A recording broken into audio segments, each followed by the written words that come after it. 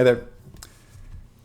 I had a bit of inspiration today, and I want to do a quick video about this. And it came from quite a few things, like conversations throughout the week and things like that.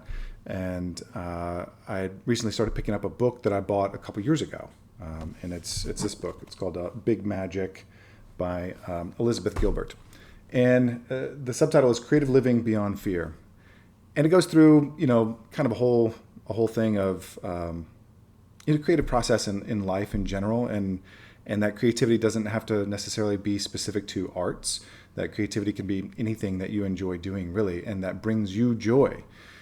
And it kind of got me thinking, because there's one part where we talk about permission and giving yourself permission, and people waiting for permission to do things that are creative in their lives, or that they get fulfillment from, or that they find enjoyment doing.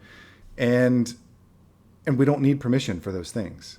We don't need those. And recently I started thinking of all the different things that I have done just for the hell of it in my life. And on a critical side, someone can say, well, look at all these things that he's failed at.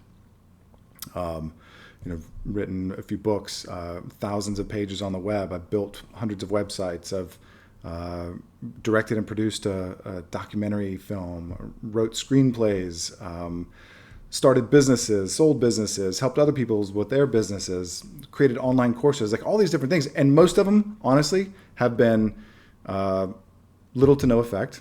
Some of them have been colossal failures, and some of them have been wonderful successes, big hits. And honestly, when it comes down to it, none of those things make necessarily the process any better or worse. In other words, Gilbert talks about, that creativity is a bit like gambling, and that there's some impulsivity involved. And as long as you know that you are gambling, in other words, that you're doing this for the enjoyment of it rather than for an expected outcome, because there may not be any monetary reward for doing the process, for writing the thing, for painting, for creating, for doing, for building, for whatever it is, that if you do it going into it knowing that the thing that you may get out of it is just the process of creation itself, then have at it. You don't need anyone's permission to do that. And if you look at some of the interviews of people, for example, in hospice, who are at the end of their lives, and things that, when they're asked the things that they have regretted in their lives, it's never been the things that they did. It's always the things that they wish they would have done. And so if you are out there like me, and there are things that you wish you would have done, or that you would like to do, or that things that you enjoy doing that you somehow have restricted yourself from doing, take a look at those. Find out some of those things in your life. They could be tiny. They don't have to be career-changing things. I had a great conversation with a good friend last night about, career-wise, for example. Like, if you've always wanted to make a career change, there are ways to go about doing that without having to necessarily like immediately drop everything that you're doing and take a plunge that puts everything into risk. But that may be called for as well, but not doing it is always going to produce the same result of wishing that something were different, or wishing that you had done it. And for me, there's a lot of things that I'm going through now as well, of those same things, of going, there's no reason not to. And I wrote myself a note the other day. I said, stop preventing yourself from doing things that you want to do. Stop holding yourself back. And, if you've listened to any of the podcasts recently or anything like that about, trying not to worry about what other people think, especially, and, taking control of your life and the direction that you're going, and things like that, that it's not meant to be selfish.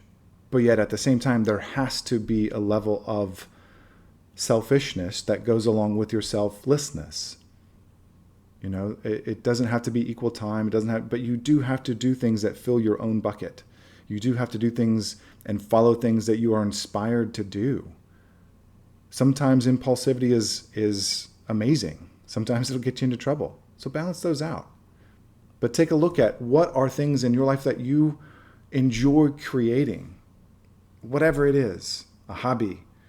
Maybe it's organizing a fantasy football league and spending some time with your friends. Maybe it's,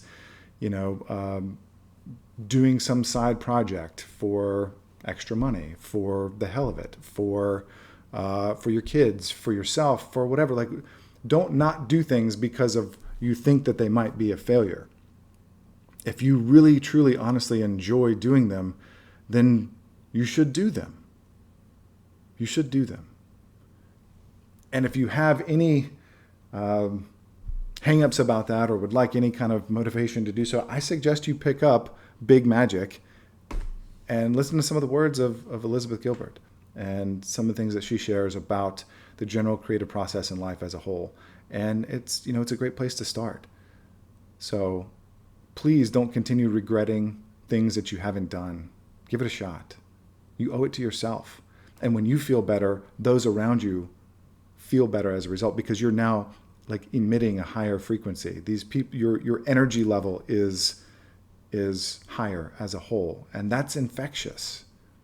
We create these wonderful effects around us when we feel better internally. And so doing things that help us feel better, such as the things that we've been talking about, is one way to do that. That's all I got for now. It's enough for my rant today. I hope you're well. Happy Friday. Happy fall. Happy everything. Hang in there. We'll get through this. Hit me up anytime if you want to have a conversation. lucascatton.com.